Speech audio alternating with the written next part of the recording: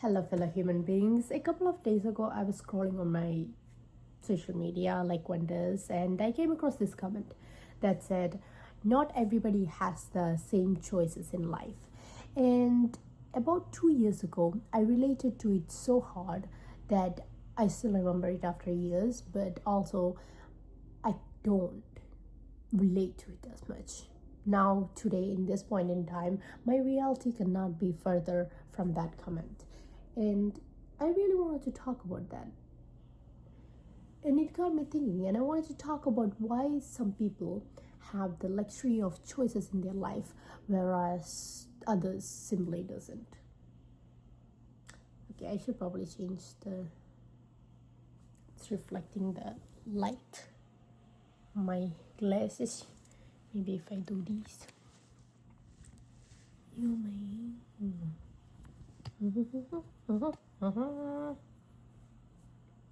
That's fine. Is it not sended? Is it not? Is that good? Still reflecting. That's fine. I think it will be fine. It's fine. It's fine. Kinjana. It's okay. It's okay. And where was I? Yes. I wanted to talk about choices.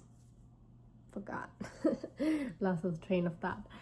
Anyway, this story, you would think the story begins when the protagonist is born, right? It doesn't. Since the start of civilization, our story has always begun before we were actually born.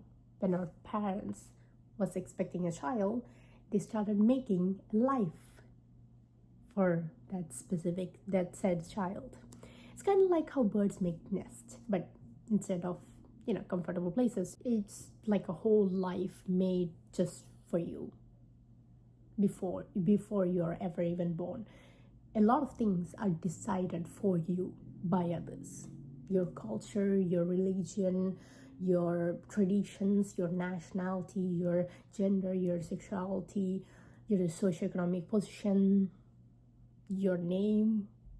Some of the most basic things that make you an individual is decided prior to you ever being one, prior to you ever existing. I know, crazy, isn't it? Yeah. And when you're born, don't necessarily have a clean slate or a fresh start, as people say. So you are born into this life that has already begun, your life, which has already begun. And this is what you would call a default life, a name given by your parents, culture, by your nation, religion, by the society you're born into, opportunities, by the socioeconomic position you have in society. And all of these make an identity that we are kind of own, but at the same time, we don't. Does that make sense? Hold on, let me rephrase that. An identity that we are given that we don't actually own. At the end of the day, if somebody asks you who you are, you're going to say your name. You don't necessarily own that name. You don't necessarily do anything to deserve it. You just were given those things.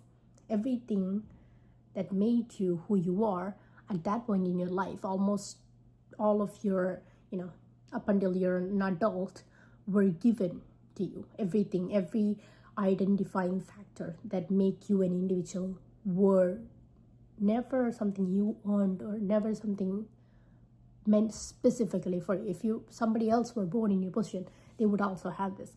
And everybody has this default of a life. That's the thing.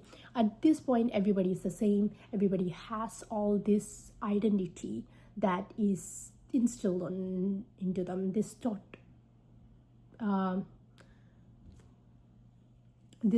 ID. Okay, that's it. At the end of the day, and this is where the huge verge happens. The people who claim that they do not have choices in life live their life in this default setting, where the background is set, the script has been written and the spotlight has already been on for a long while before the character actually enters the stage. Like, it doesn't really matter. Almost your individuality is not as much rewarded in that kind of life, and the advantage and the disadvantage comes from the fact that you don't have to solely bear the burden of making choices for yourself. You can say it however you want. Is that a good thing or a bad thing? Not for me to say.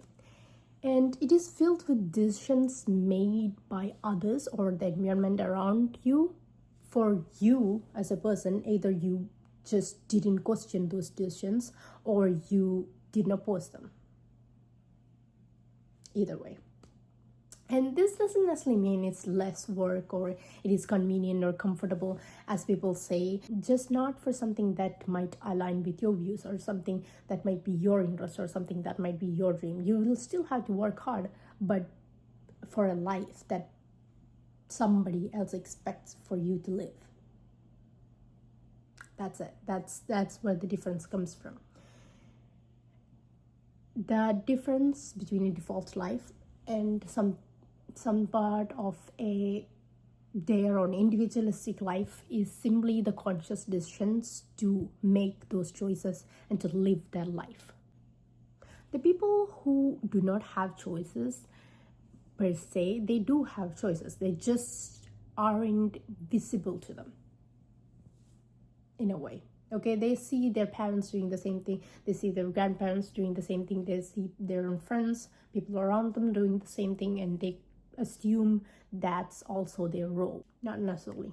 And there is a different kind of people, there is a completely different group where they did explore those choices, they did see those choices. For a matter of fact, it doesn't necessarily matter if you explore those choices as much as of the fact that you acknowledge that there are more chances and opportunities out there in your life that you might not be able to see.